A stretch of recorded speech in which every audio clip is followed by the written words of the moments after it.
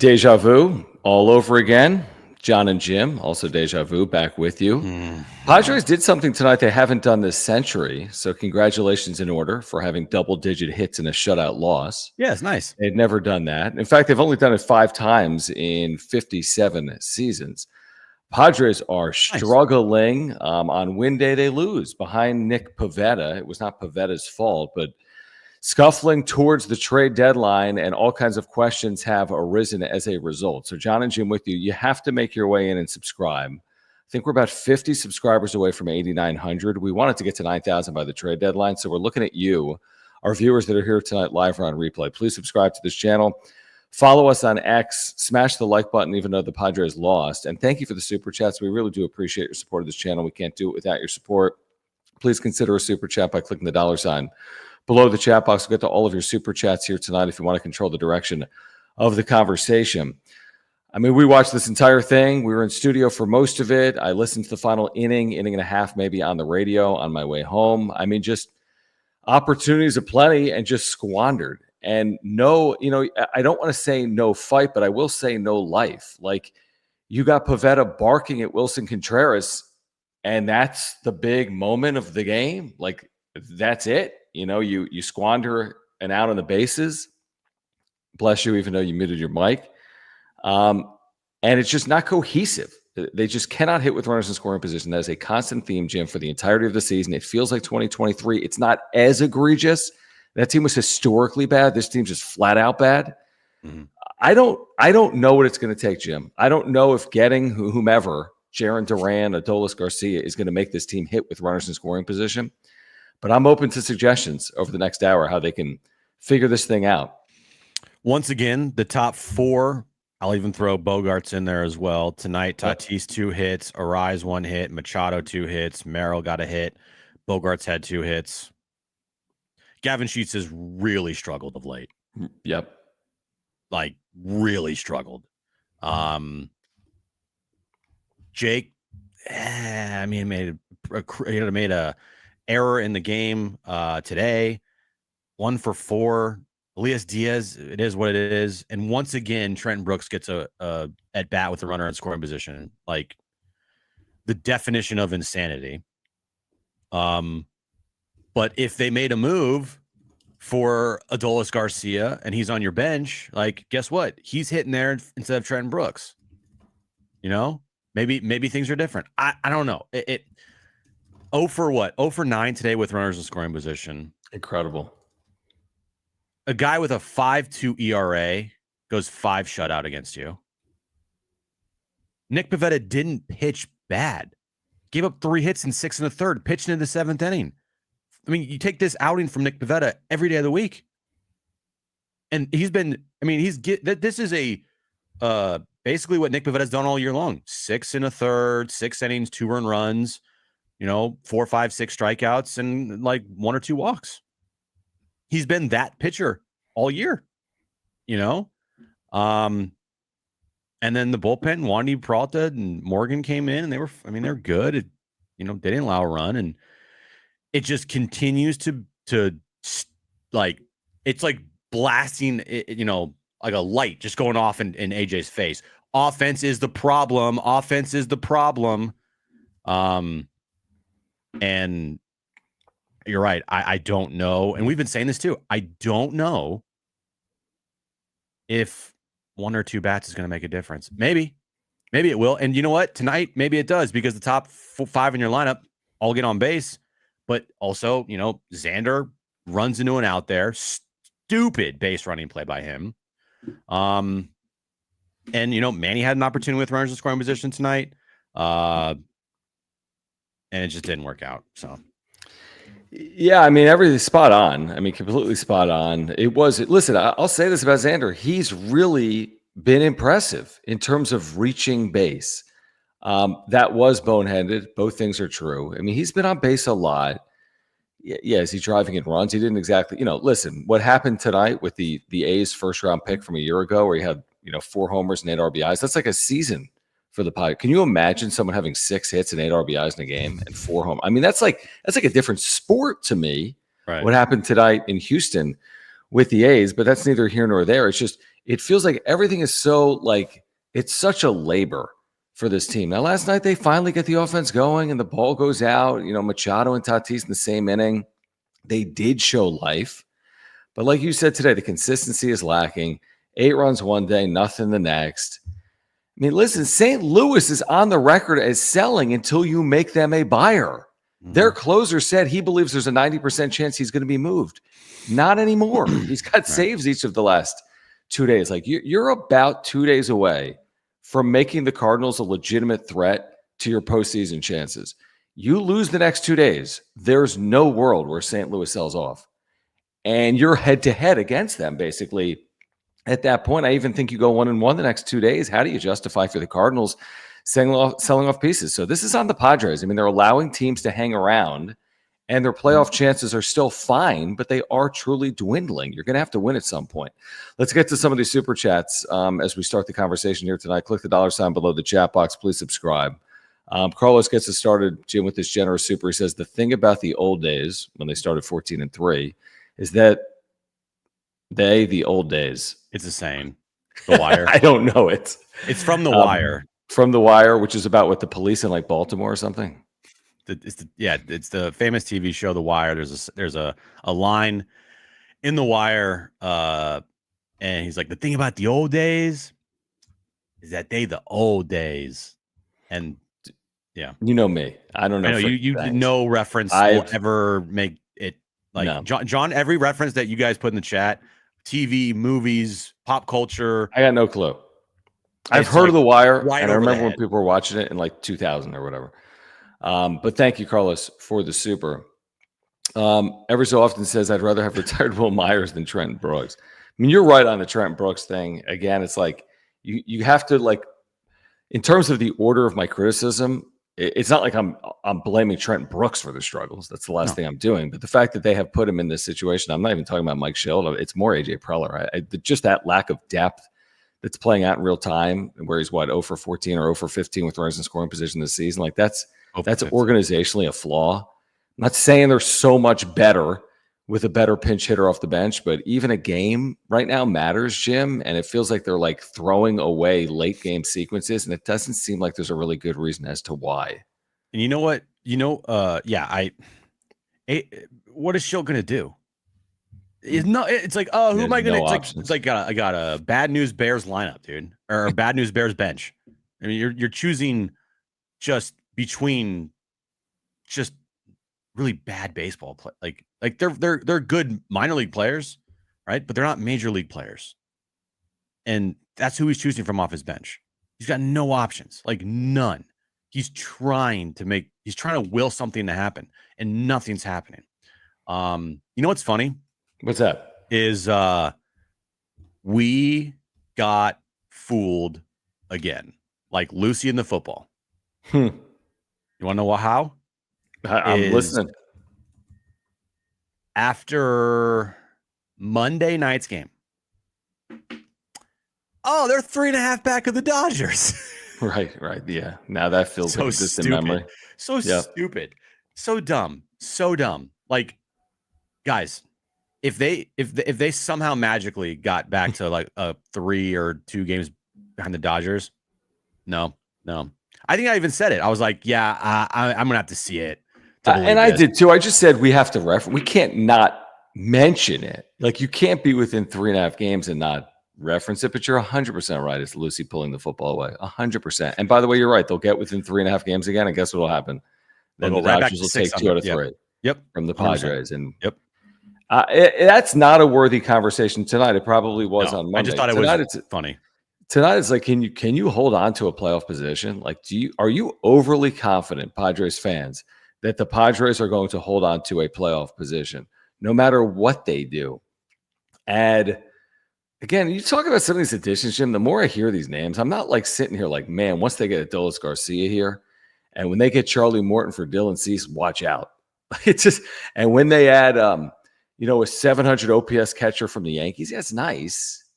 But I mean, we're not talking about any type of addition that's supposed to reinvent this lineup or reinvent this team. I mean, you're talking about marginal change. Like, think about that. consider this, guys, if you had a 3-WAR player with 50 games to play, you're adding less than 1 WAR from that player.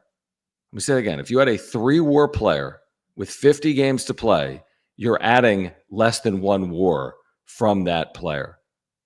So we're talking about on the margins. You got to go add 5+ WAR to buy you a win and a half. That's what we're talking about. So the way to get this done is for Jackson Merrill to hit 10 home runs in a month. I'm not saying it's going to happen. I'm just telling you that's the way to get this thing done. The way to get this done is for Fernando Tatis Jr. twice in August to win games for you and hit 2 home runs in one of those games and drive in 4 in the other game, because there's only going to be 50 games. I think at the deadline it's 53. And then a player, by the time they make their appearance for the Padres, another day or two. I mean, you're talking about 50 games, less than 1/3 of a season. So I don't think they're saved by the bell, so to speak. I don't think they're saved by the deadline. I think they're saved by their team. And that's on the team. It's not on whomever they acquire in the next 72 hours or 96 hours. Well, luckily for them, like the Cardinals, even though they've taken this first 2 here, the Giants who are about to lose to the Mets, Cincinnati, and then, Arizona sellers at the deadline. Yep. Miami has some nice pieces and they're 5 games back of you, but come on, But the other thing, dude, real quick, is look what's playing out is now everyone's playing for 1 spot. Yeah. Because you're now 4.5, 5.5 games behind the second wild card. What's the number? 5 back in the loss column from the second wild or the first wild card spot, or no, second wild card spot. Excuse me. So I'm not saying that's not impossible. They can play well for a week. It's not impossible. But what's likely? Like what's most realistic? That if the Padres make the postseason, what seed are they? They're the 6th. And then they're playing the 3 seed on the road. Again, that doesn't make it impossible. It's not impossible to win a 3-game series. They did it a few years ago in New York. I'm just saying, what you're playing for right now, it's not necessarily an inside straight, but you're playing to a hand that doesn't give you a great chance of winning. You got a decent hand, but it's not great. It's so funny that, they end the first half and Manny's like, we played our worst baseball and, we're playing great now. And then it's like, what? Manny, it always could get worse. You haven't, you played bad baseball in the first half. You could play worse. There's always a worse. There's always a worse and there's always a better. There's never all of our worst baseball is behind us. No, you could still play bad baseball. Okay. You could also play good baseball. But I thought that was funny that he said that because, it's we're 3-1 to start our road trip and we lose 4 in a row and look anemic on offense, except for last night. And I didn't understand why he's like, we played our worst baseball. I'm like, well, what's going to change in the second half? Is there some big difference that's going to play out? Because what are you guys doing in the second half that's different than what you did to this point offensively? Chucky D, thank you for the super chat, guys. About 400 of you are here. We're trying to get to 8,900 subscribers, hopefully as soon as tonight, and 9,000 by the trade deadline. So if you haven't subscribed, please do that. That's a great way to support this channel. And thank you for the super chats. We appreciate your support. Here tonight, he says, see the Padres tree. Say it together, John and Jim. Timber. Hashtag 2023 vibes. Hashtag switch to selling AJ. I don't agree. I saw my comments, Jim, when I said AJ trade for someone. And there's all these comments. And everyone's like, why would they trade for someone? Sell off. And I get it. We say it on the radio, and I understand fandom completely, and I understand reaction and overreaction. That's not my point tonight. My point isn't to sell off. My point is, my point tonight, Jim, is it's time for a dose of reality. That they are dealing with a not great hand. They don't hold a pair of kings. They're now holding a pair of 8s, which means there's a lot of teams with better hands. There are teams with worse hands, and your hand can look worse by the day. I just think tonight is a night to face reality that there's a little bit of an uphill nature that's playing out right now.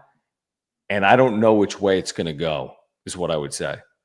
Yeah, well, the second half last year turned into a magical run. Yeah. This one is going to be a fucking grind. It's not going to be this magic carpet ride of They've won 43 of their next 50 games. Like, No nope, chance. that's not happening. They are not going on this 43-19 run or whatever, they had last year. Hope I'm proven wrong, but I just don't see it. I don't see it. And because they're not going to go on that run, they're going to have to scratch and claw, and they're going to have to grind games out. And this is going to be a long 2 months, potentially. Potentially, this could be a fucking grind for this team and all of Padres fans out there watching this on a nightly basis. This is not going to be easy. This is not going to be smooth. This is not going to be, the team's, 110 of 11. Like, I just don't see that unless this offense turns it around. And, I feel like we might be, asking for this offense to turn around with 2 weeks left in the season. And we've been fooled before, and I wouldn't be surprised if we're fooled again. Yeah, that's an interesting point. I mean, let's just like the simple math equation. You have to win. I mean, just throw a number out, even if it's you have to win 85 games, right? We all agree. Let's go 87 to be safe. That's what I was saying. That's what I'm thinking. Like, but let's just say 87. That's fair because last year it took 90. I'll lower the number. 87 means they are closing 32 and 32 and what? 26?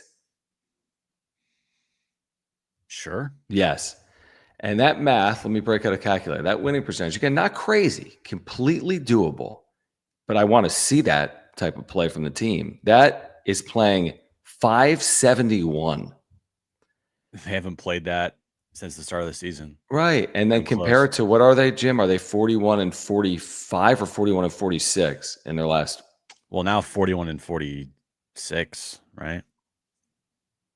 Okay, so that means they've won 41 times in their last 87 games. They're playing 471 baseball in their last 87. They got to play 100 percentage points better. They got to play 571. Is it possible? Of course it is. That's a good week. 6 in 1 week buys you that 571 100% winning percentage. But I'm just saying headwinds everywhere. Darvish's struggles. Cease potentially out the door. You could argue that that's a net positive, but you could certainly argue it's a net negative as well because you're losing out on his potential in the second half. Michael King, I mean, a sim game Monday, that's great, but that doesn't scream he's going to help you tomorrow.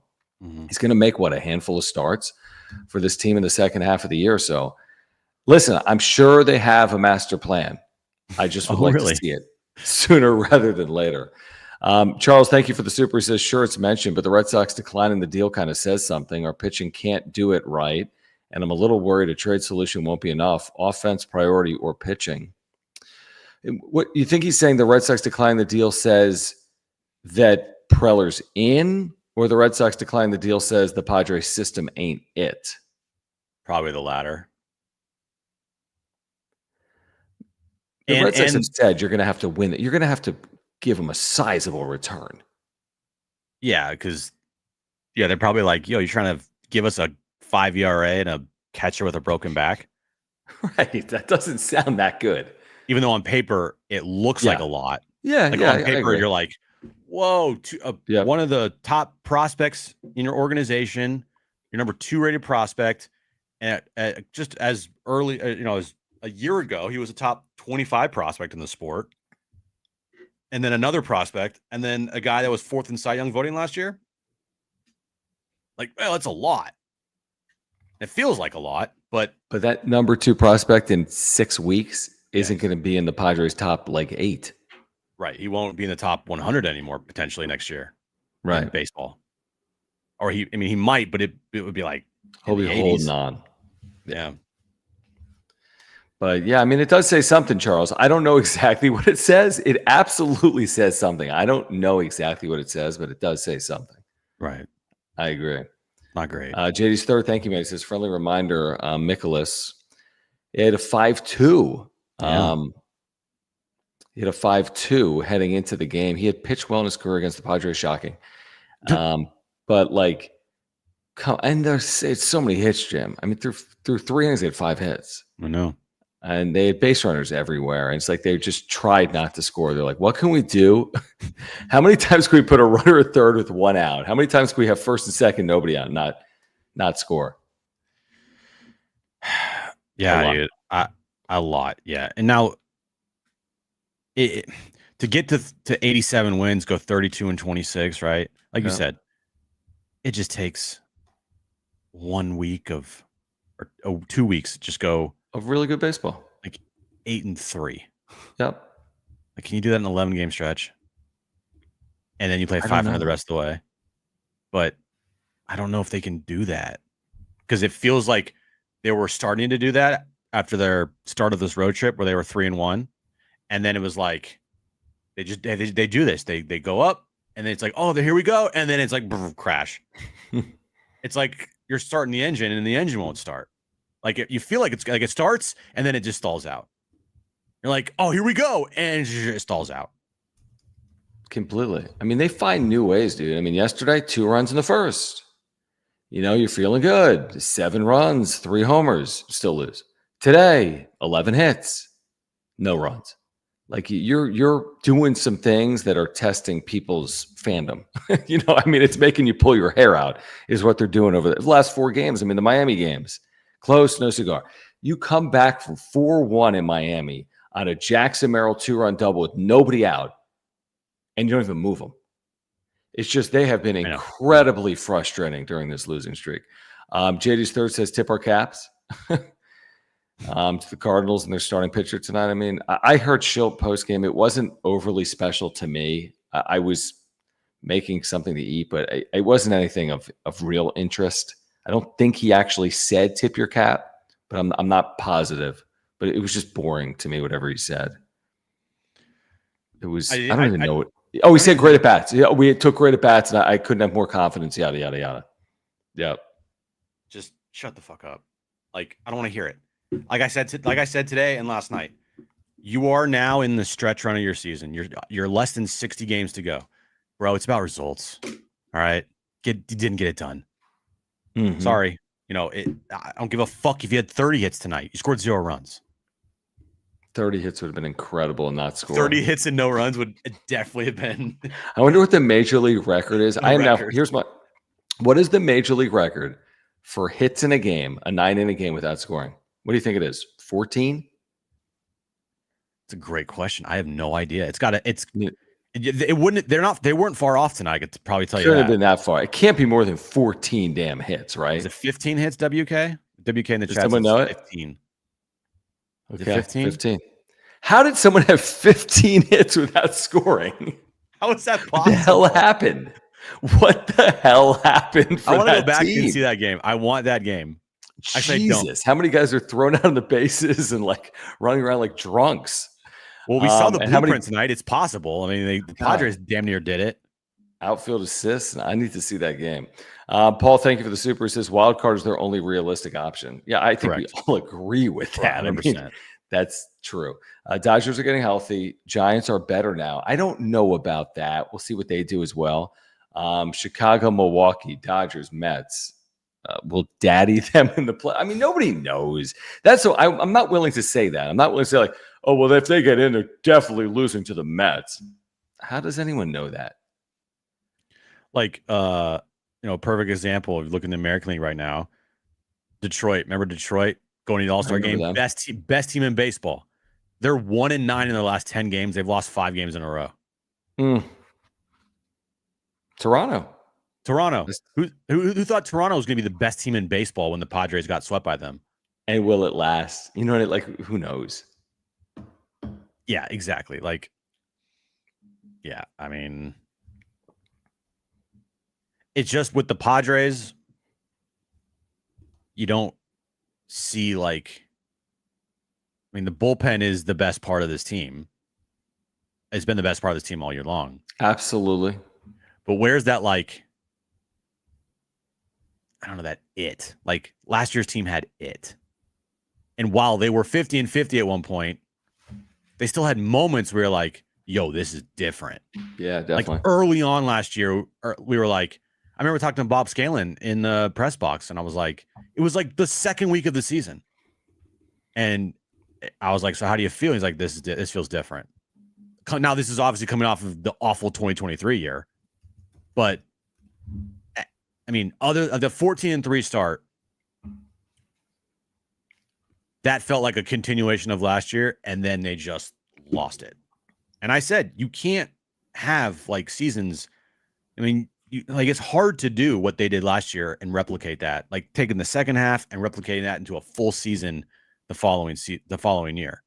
They did that for the first month, and then the last 3 they've just blah. I want to have a Jake Cronenworth conversation in a second. Let me get to this. We're going to get to all the supers. We appreciate your support. We're going to be here for a while. So I want to talk about Jake Cronenworth. I want to talk about the deadline. We're getting to every single super chat. We appreciate your support. If you want to see your comment on screen, if you want to support our work, click the $ below the chat box. Do have to remind you about our title sponsor. We've been texting with Mark today. Mark Nimitz at Farmers Insurance. If you've got an insurance need, trust us. Mark is your go-to source. I have 3 insurance policies through Mark, and he has saved my family a ton of money. They're affordable. I've got homeowners. I've got earthquake. I have life insurance. Through Mark, he does auto, and he can do that for you as well. Anything you need, he's there for you. Before you renew your current policy, get in contact with Mark. What separates him is his service and communication. Trust me.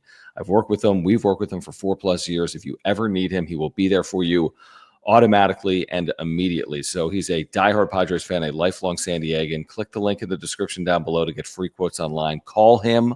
He'll talk to you about the Padres and your insurance, but primarily probably about the Padres. So if you support this channel, please support our title sponsor and get in contact with Mark Nimitz. All his information is scrolling on that ticker there below. Nimitz at Farmers Agent. Nimitz at farmersagent.com is his email address. When you reach out to him, let him know that John and Jim from the Wrap-Up Show sent you. Let's get back to a super, then I want to talk about Jake. Okay. But Jason, thank you, man, for the super, and we'll get to all of these. He says, at this point, I joked about this the other day. He says Joe Musgrove would be better to DH than Trenton Brooks. We're not wrong. Chances of a cease trade. We both revised our chances earlier today. Yesterday, Jim said there was a 100% chance Dylan Cease would be traded. And we'll see. It might be true. I mean, we'll find out. I said it was 49% chance he would be dealt. So I said 51% stay. I've now changed my tune to 51% he will go. And Jim earlier today changed his tune to 65% chance. Where do you currently stand? 65% chance he's dealt. Where do you currently stand? Yeah, 70% chance, 65, 70% chance. I mean, I feel like it's pretty high. I just feel like there's so much smoke that they're trying to move him bad. Like they are trying to move Dylan Cease because in their mind, they don't want to make the same mistake twice. Like they did with Snell, even though they're not even going to get close to the return that they could have gotten for Snell back in 2023. They're like, okay, we have an opportunity here. But we are teetering, and let's try to kill 2 birds with 1 stone. Like, get something for Cease because he's going to leave. Or who knows? I mean, that qualifying offer is kind of scary to offer him. And if we don't make the postseason, then he will have walked potentially, and we don't get anything back. Well, okay, perfect. You walked me right into Jake Cronenworth. You said, well, no, I didn't. But yeah, you did. Let me ask you this question. What return provides you more? Dylan Cease as a rental or Jake Cronenworth? Controllable Jake Cronenworth. Yes, in his early 30s. Yes, hitting whatever he's hitting, 230. Yes, with a 730 OPS, which again isn't, the world's greatest, but it's fine. What's the better return? It's Jake, right? Because of his controllability at a reasonable price tag. I would assume it's Jake. I don't know. It has to be Jake, right? I don't. Maybe not because starting pitching premium. Yeah. If I'm like, look, if I'm the Yankees and he pitching, I know Cease got a 5 or a 4.5 right now, but like, it's the girl thinks he can change every guy theory in my mind. Yep. Like, oh, he's cute. He has nice blue eyes, but there's like red flags everywhere. But you're like, nah, I can change him. There's that one redeeming quality. You're like, ooh, I love that. And that's Dylan Cease's stuff. The problem is he lacks control. He gives up too many runs. And he is a guy that frustrates you. But when he's on, he can be dominant. And I feel like that's what teams look at. And they're like, Yeah, that stuff's pretty good.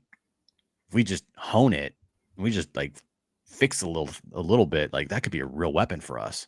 Jake, True. there's like no fixing. That's who Jake is. Jake is a 230 hitter with a 720 OPS career who plays, above average defense, can play multiple positions. The upside with Cease short term, I think, is more valuable to a team than Jake Cronenworth long term for a team. Yeah, the good argument. I'm willing to go down that path. I agree. But I'm just saying, we keep saying to fix the offense, you wouldn't take a piece away from the offense, right? Yes, like and I've said it. I mean, I agree with that. Because you take Cronenworth away, guess who's hitting for Cronenworth? It's Iglesias. Iglesias sucks. But I'm just wondering, if you don't have, it's like you can't lose what you don't have. Your offense isn't good. How do you score less than 2 runs? Score 1 run. Yeah, I know, but you know my point. How do you hit worse with runners in scoring position? As in, it's the theory if you can't lose money you don't have. Like, oh, why didn't you go to Kentucky for $500,000 NIL? Well, I didn't have $500,000 last year, so I can live without it. That I'm just beginning to go down that path. It's like, it's the I'll use one more analogy. It's like back in the day, it's like Northwestern's returning their entire defense. Yeah, but they were winless. So do you want to return your entire defense? As in, at what point is some of what they've been doing becoming some of their problem? And I'm not saying Jake Cronenworth specifically. I don't think he's a problem. But, like, can you just re-engineer it and still get the same offensive production? You're not getting offensive production. So why not free up salary, get a return, and reconfigure it? And again, I don't have the full solution there. It's just something I'm thinking through out loud. I mean, I'm not advocating like Machado, Tatis, even Bogarts, but like at some point, like you said, it's like it's kind of insane to keep doing the same thing over and over again and expect something different to happen. They're 100-something games in and their offense is anemic. So if you get rid of a player from an anemic offense, do you become more anemic? Well, yeah, because the player you're replacing him with is really bad. If it is Jose Iglesias in that theoretical, yes. So like, but you can, just like with Dylan Cease, you can add a bat. Can't you add a bat if you trade Jake Cronenworth? Yeah, but then you would need to add not Multiple. Just 2, like 3 potentially. 9. 9 new bats. You go out and you get a pitcher. You can get a pitcher that gives you 10 starts at a 4.5 ERA. Same thing that Dylan Cease is doing. But you can get a 700 OPS middle infielder too. Can you? Yes, it's the same thing. Average and average.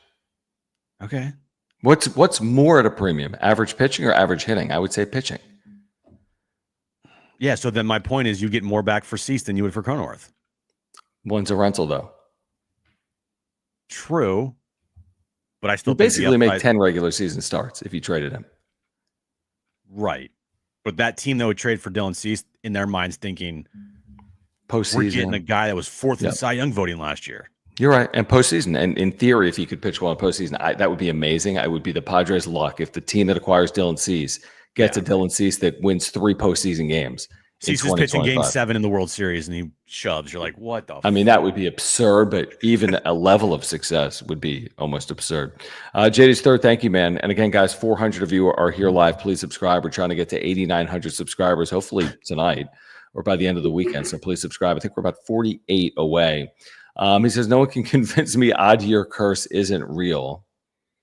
No, it's not real. It's not real. Although if they don't make the postseason, it's real. Yeah, it's not like they're in a playoff spot right now, guys. They are. Come back to me with the odd year curse thing if they miss the postseason and this thing falls off the rails. Agreed. There's too much time. There's too much baseball to say that. Richard, thank you. Says, I'm hearing if Manny and Tatis can do this, and if this happens, no. You need other. Oh, if Manny and Tatis can do this, if this happens, no, you need others to step up. And right now, I'm watching a flat ball club, no life. I mean, it kind of it always appears that way when you're losing, and certainly when you're not scoring. And it was 100 degrees, and they're like sweating their asses off, and it looks horrific. And it looks even worse when you're losing. I get that point. If. I know I've said it all year. If they can hit with runners in scoring position, well, they can't. You know what's funny? You mentioned this yesterday, and it was kind of like an offhanded remark, and then we kind of moved on. And we talked about this in the offseason leading into the season. Who did we say they would miss dearly? That it would be I know. I'm not kidding. Missing this player, the vibes gone. The guy that was always in the middle of everything, gone. The heart of the team last year, gone. Dude, I'm not kidding. I'm not kidding. Profar. Yeah, the reason I'm not kidding is that he's thrown out the C word, creative. And you know what I say creative means? It means a shit show. You want a shit show? Go trade for Jurickson Profar, who's not postseason eligible, but increase your chances of getting to the postseason when he takes off in the second half of the year because he's reunited with his buddies. And you have him long term. Have Atlanta pay that shit down because it's a bad contract. Pay that down. You get him in the future. Now, he's not young, but he's good here. And people love him. And they'll be chanting his name from day one. And steroids isn't part of the conversation here. Nobody's going to care. Yeah. So, again, is it unconventional and is it dumb? Yeah. But is it creative, which is code word for dumb and messy? Like, if you can get him for absolutely nothing, I know he's done nothing. I know he's played no games. I know he was suspended for 80. I looked up the numbers. But don't tell me that Jurickson Profar is washed because when he comes here, he will produce. He will play better. He will play better here than he will play elsewhere. Trust me. If you go back and you look at Profar's time here in a Padres uniform, 2020 postseason, 2021, that thing fell off the rails. But at one point, they were like 18 games over 500. It was crazy, 65 and 47 or something. It was crazy. All their pitching just gone. And Profar had a bad year. 2022, Profar. 2023, no Profar, and they brought Profar back and they had the greatest September of all time. 2024 had Profar, all-star, amazing. No Profar. Besides the first 17 games of the season, man, it's been a struggle. I agree. Again, are they going to do that? No. But still, it goes back to our point to start the season is like, don't underestimate the loss of Jurickson Profar with this team. And this was before the PEDs. Like that's why a lot of people were, including myself, like, well, this is going to be bad. Now it turned out to be kind of like a blessing in disguise from a contractual standpoint because he got suspended and that would have just been way worse contractual wise. But like in the clubhouse, on the field, they lost their heart. They lost Profar, who was the heart of the team last year. I think we can all agree. He was in the middle of so many moments last season.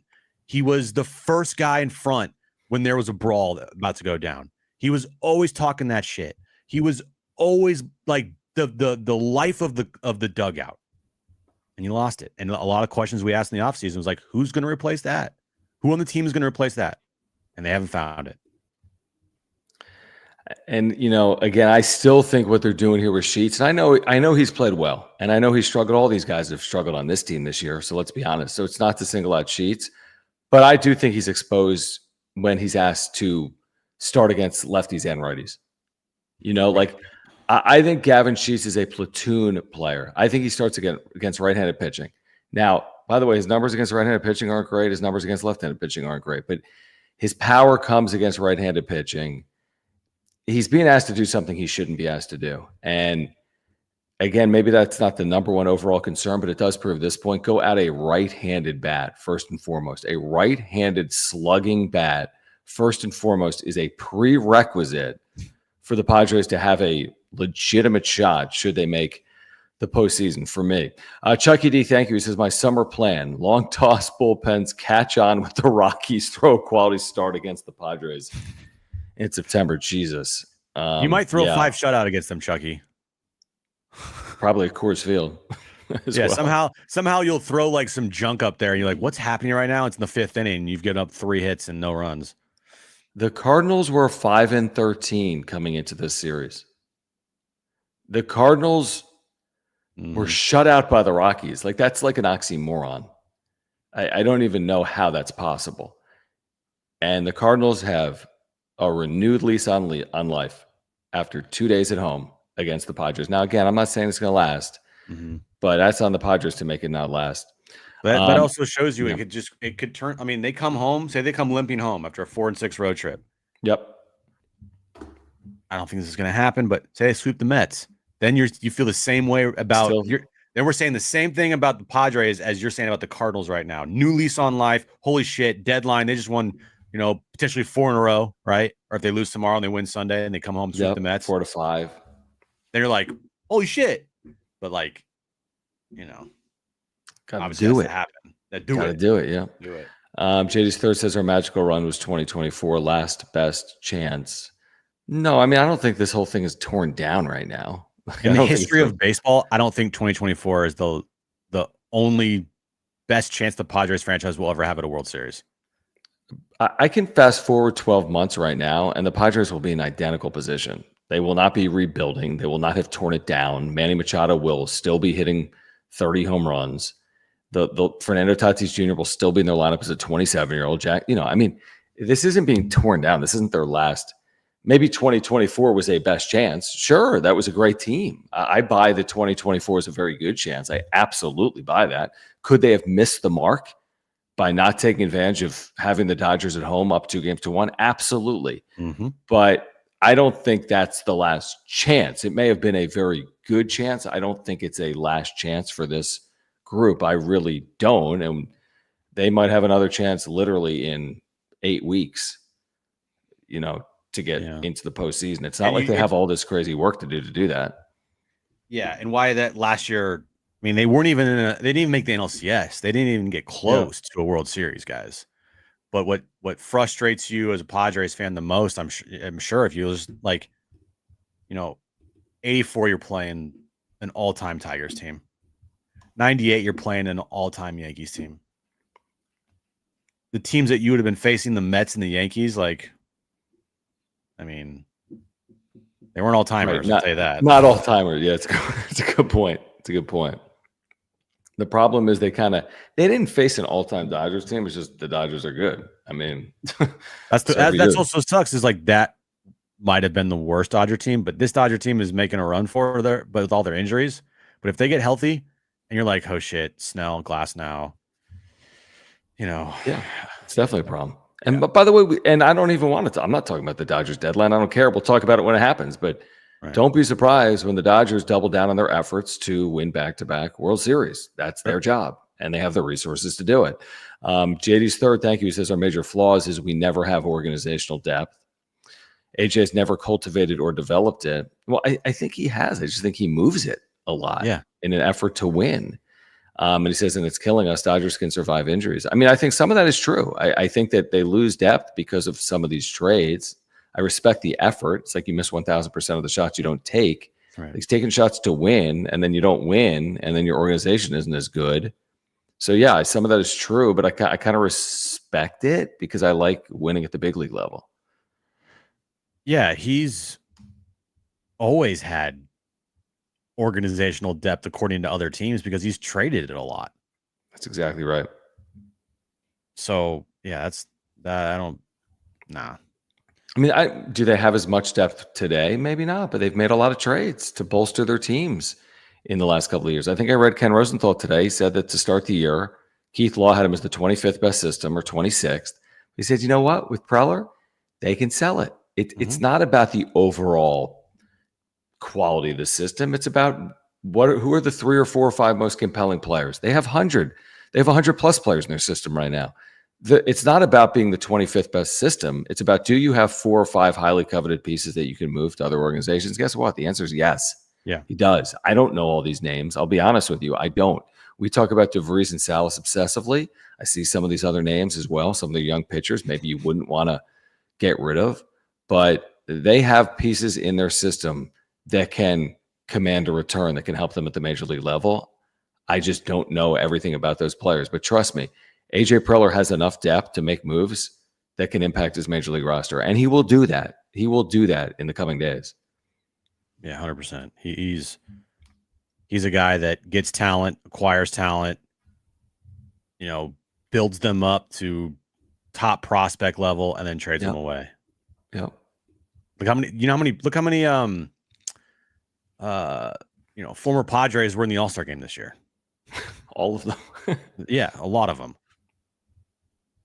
Yeah, no, 100%.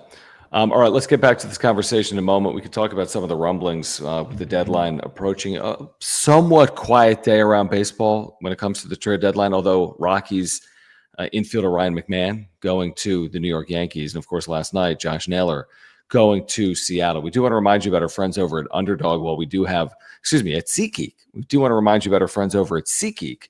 While we do have a moment, they've got a terrific offer going on for you right now. For our viewers, if you use promo code PODSWRAP, that's PADSWRAP, you're going to get $20 off your first order of $50 or more with promo code PADSWRAP. This would include when the Padres get back home to take on the Mets next week, $20 off your first purchase of $50 or more with promo code PADSWRAP. That's PODSWRAP.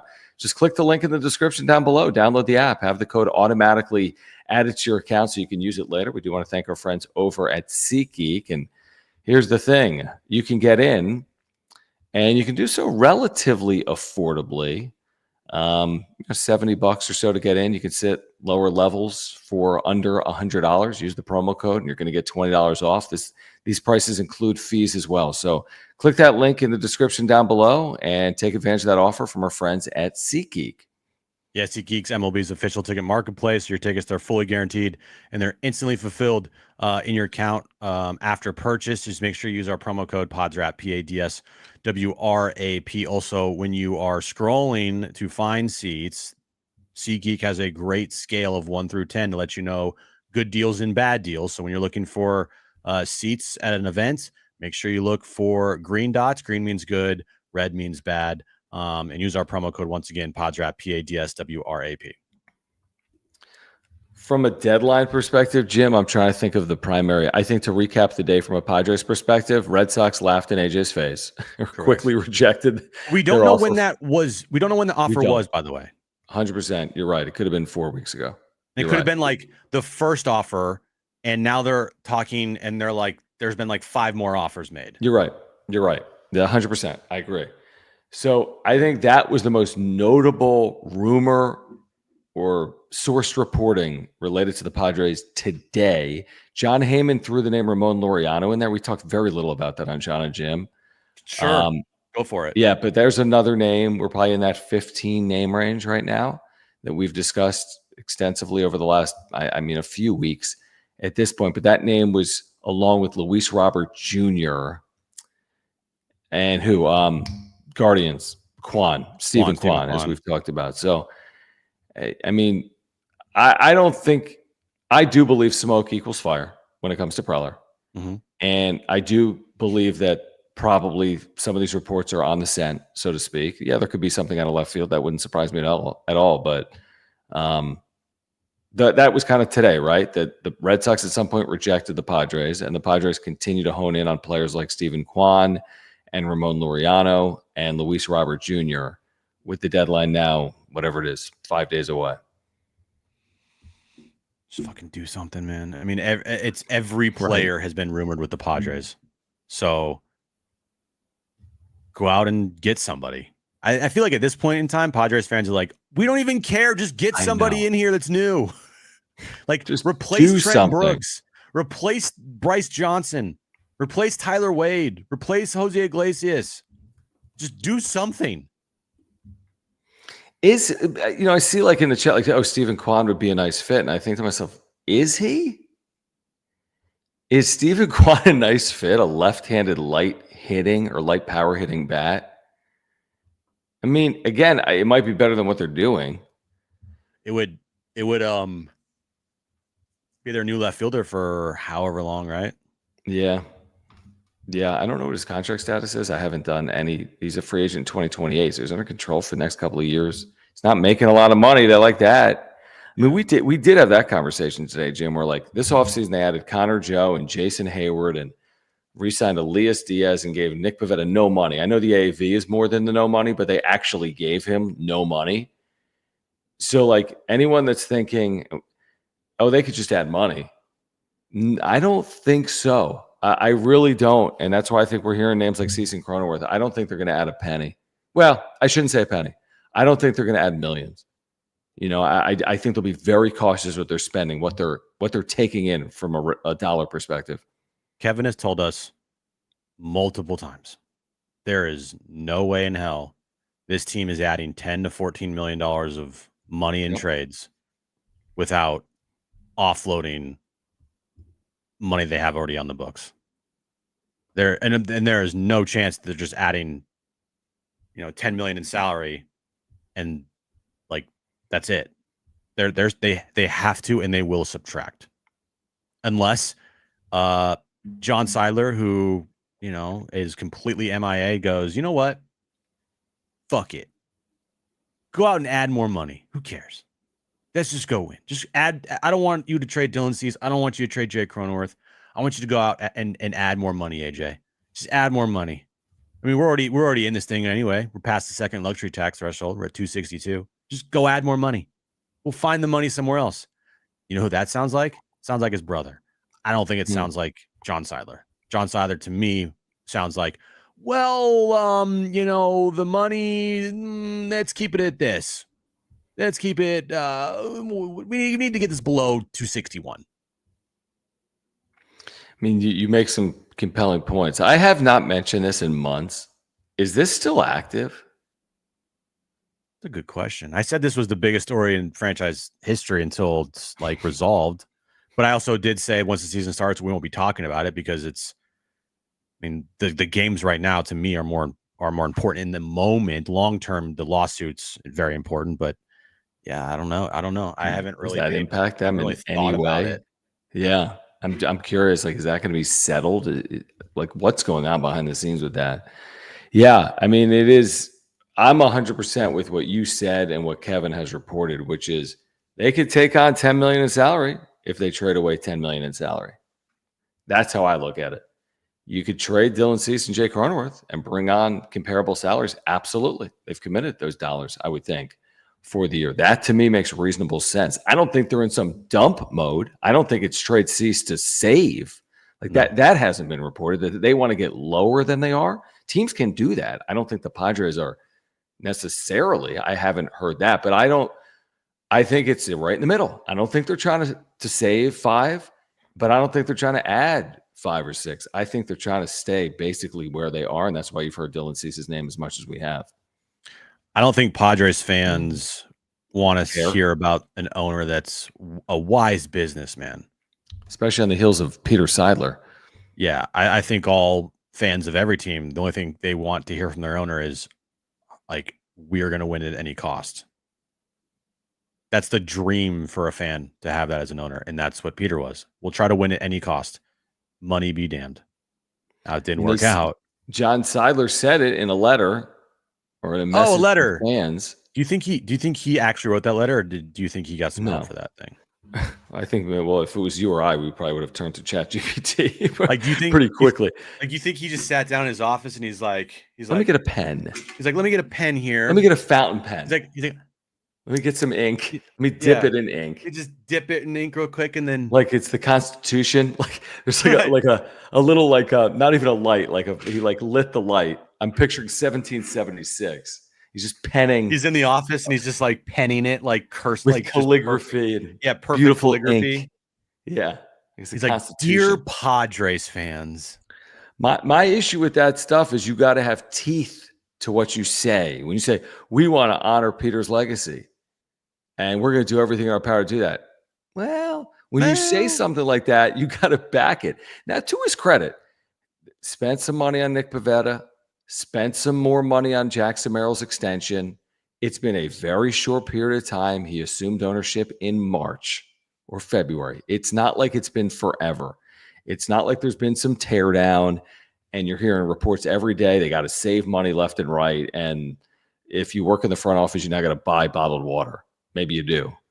But we'll see. It's going to play out. Could I be convinced that Peter was more committed to winning than John Seidler? Yeah, absolutely.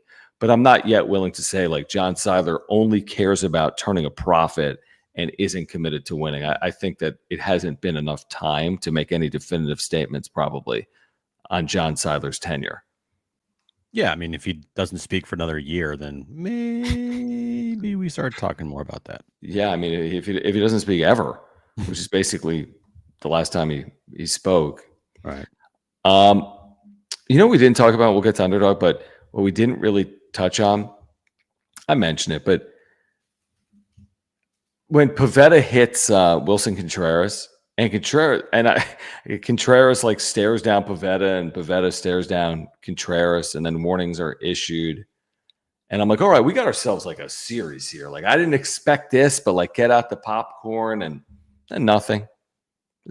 But both, like, you know what I mean? Like, no, just nothing. I heard Schild on this post game was like, yeah, he kind of like backed the Cardinals. So go back and watch it or listen. He's like, I kind of get it from Contreras' point. Like, nobody wants to get hit by a fastball.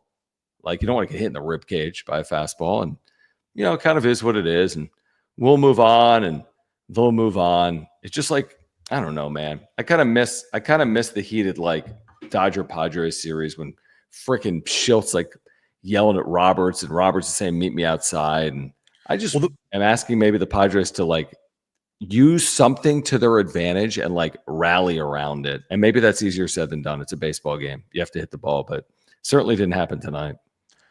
Last year's team could rally around that stuff. Rally around that stuff a lot. They took a lot of things personally and they said, all right, bet. They, the moments with the Nationals, all the Dodger stuff, they took it personally and they used it to their advantage until it all crumbled for them in, games 4 and 5. But they took the Dave Roberts shit after game 2 and they won game 3 to take a 2-1 lead. And then, it all crumbled. But this year's team feels like the opposite. The Dodgers punked them for 2 straight weeks. The Cardinals tonight punked them after Pivetta hit Contreras. Contreras is like, fuck you. Pivetta's like, no, fuck you. And then Contreras is like, oh, really? And then that was it. Like, could be the worst John Boy ever. But it's like 2 seconds. Yeah, right. It's like, we're going to break down this clip here. And yeah. Yeah, you just reminded me of something. Damn it, I forget. Damn it. But Dodgers, you're right. Fighting. Man, something about Nationals punking somebody. Come on, bro. Maybe I'll remember it. Ben, thank you, man. Good to have Ben with us here in the chat. With the super chat, guys, subscribe. Whether you're here live or on replay, please subscribe. And thank you for the supers and the super thanks. He says, has AJ really earned John's trust to spend money wisely? Some, if not many, of the open wallet moves he made cast a shadow on his acuity, I like that word, to buy talent. Is AJ better on a budget? You can make that argument. Like, does AJ do his best work when he has to be creative, savvy? We said it in 2024. He traded away Juan Soto. Well, he got Nick Pivetta in a very creative, savvy way. Yeah. Right. Yeah. So I mean, some can argue, yeah, he is better when he has to be creative like that. But I mean, it's hard to be very creative the way he's trying to be creative all the time. You're like, can I get some wiggle room here? Can you imagine AJ Preller texting or emailing or calling John Seidler like, hey, John, it's AJ. I know we're kind of up against it, but just hear me out on Devers. I know he's owed $300 million, but if you think about it, it's only like $35 a year. Yeah, it'd be fine. And I know you don't want to add salary, but we could trade Jake Cronenworth. Like, 100%. What, dude? Like, can you imagine the texts and the emails? Yeah, and correspondences. I don't think AJ's texting John a lot. Well, someone it's probably like Group Dog, who's like, yo, you can't spend more than you got 261. He's like, did you say 271? He's like, no, I said 261. My guess is Eric Grupner and AJ Preller don't have many text chains back and forth together. There's no way they're not on a text chain in some capacity, dude. In some capacity, but what I mean is like they're not texting back and forth a lot. They're not like, hey, bro, what's up? Holy moly. Well, I forgot my point, but maybe I'll remember it here. Underdog Fantasy, guys, best and easiest place to play fantasy sports. It really is. And make sure to use our promo code, which is PADSWRAP, and take advantage of our offer, which is a 50% deposit match up to $1,000. That's right. A 50% deposit match up to $1,000. Just use the promo code of PADSWRAP. That's PADSWRAP. You're getting the 50% deposit match up to $1,000 plus a free gimme pick. What does a free gimme pick look like? It looks like Bobby Witt Jr. higher than a half total plate appearance tomorrow, not a home run. So they're just going to give you a play. You can play across all sports. It couldn't be easier to win. You just pick higher or lower on 2 players across all sports. It could be Fernando Tatis Jr., it could be Caitlin Clark, so on and so forth. The more you play, the more you can win. You can win up to 1,000 times your money in a single night. So use the promo code. Click that link in the description down below. Again, the promo code is PODSWRAP, PADSWRAP. Get a 50% deposit match plus a free gimme pick at Underdog Fantasy. Yeah, scan the QR code above my head here. Download Underdog Fantasy. Use our promo code PODSWRAP. Start picking higher or lower on players from 2 different teams from any sports you want, and start winning some money today. Just want to win like $100,000. Yes. Am I asking for too much? Then I'll donate it to their trade deadline fund. And by donate it to their trade deadline fund, I mean I wouldn't do that. But I just want 100,000. What I'm saying is I want money. Okay, that's what I want. That's what I want this deadline season. I want money too. So I want to buy some cards. We're going to a card show tomorrow, guys. So how are we going? I think there's a 10:30 for $5 or an 11 a.m. for $3. Is it worth the $2 for the 30 minutes? Probably not. But I'll see you there. I'll see you there at 11. I'll see you there at 9. I'll be there. Is that the place where the parking was tough or no? Yeah. Hold on. I love what we're talking about. We're just like making plans for tomorrow while 400 people are watching us make plans for tomorrow. Is anyone going to this thing? SD Collectibles. Where's it at? The Handlery. Am I saying that right? The Handlery Hotel. Yeah. Hold on. SD Collectibles.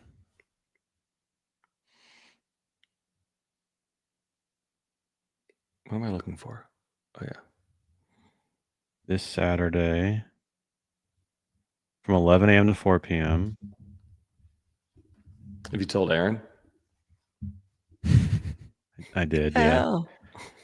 I told her like 10. I was like, hey, John, ask me if I wanted to go to a card show tomorrow. Dude, she's going to kill me. Stop doing that. She gave me, it wasn't like the tone was definitely not like another card show. Dude, stop doing that. You've only been married for a year and she's already giving you looks. I was like, what? She's like, okay. No, dude, hold out because we're going to the West Coast card show in like Anaheim in a month. I already told her about that one. So I couldn't pull like hey, I'm gonna like day before like, hey, I'm going to Anaheim tomorrow. Dude, stop telling her like, hey, I can do it because Kristen's away until tomorrow night. It's definitely your fault because she had plans. She's like, I wanted to go to the gym with you tomorrow and like go get coffee. Go to the gym with her. She goes, I guess not.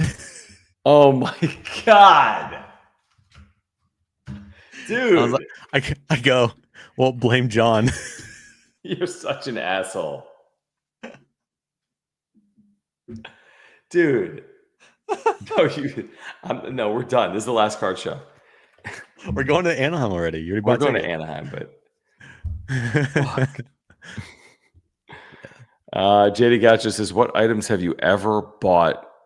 Have you bought stuff at Comic-Con? What kind of purchasing? What can you buy at Comic-Con? I've never been inside. Buy a lot of things at Comic-Con. You can buy Funko Pops. Those are kind of hard to get. Like the good one, like the Comic-Con special Pops, but you can buy Funko Pops like anywhere. I've bought multiple Funko Pops. I've bought shirts. I've bought a Thor like action figure. Yeah. There's some funny opening packs is more exciting than this offense. It really is. FML card talk. Off the rails card talk. Golly. So I don't know about the parking. I was looking at parking. Where we park at? Here we go. It says, oh wait, that's August. Just kidding. Funko Pops are like, what are they? Like those like dudes, like little things. It's like a people, little character. I don't even know. Characters. Yeah. Yeah. It's an action figure kind of thing. All right. So it's $5, 10:30 a.m. early entry. You get an extra drawing ticket for cards. I'm not worried about that. And a $3 entry with one drawing ticket, one free pack of cards while supplies last. First 200 get free parking stickers with paid entry. What? $2 parking with paid validation after the first 100 stickers are given out. Okay. JD's third. Fangraphs lowers their playoff odds to 38%. Okay. AJ said his team would tell him. Yes, he would. His team will tell him whether they're going to be buying. To what extent, that remains to be seen. All right, let's recap this series Sunday night. John and Jim on the wrap-up show. We'll join you at 9:30 on Sunday night. Hopefully the Padres listen. A lot can change in 2 days. Let's see if they can split this series. But first things first, can they get a game in this series? Game 3, Saturday afternoon, then Game 4. We'll recap it on Sunday night at 9:30. Please subscribe to this channel. Let's get to 9,000 subscribers by the end of the trade deadline. We need your help to do that. So I think we're about 45-ish subscribers away from 8,900. So please subscribe to this channel if you have not yet subscribed to this channel. Smash the like button for us. Follow us on X at John Schaefer, at Jim Russell SD. Thank you for the super thanks if you are here on replay, and support our partners, Mark Nimitz at Farmers Insurance and our friends at Home Bowl Casino, SeatGeek and Underdog Fantasy as well. Padres have lost 4 straight games, and we will see you on Sunday night at 9:30 to react to the series and the upcoming trade deadline. And have a good weekend, and we'll see you at the Handlery Hotel at 8 in the morning. All right, for Jim, I'm John. This has been the wrap-up show. Bye-bye. Bye-bye.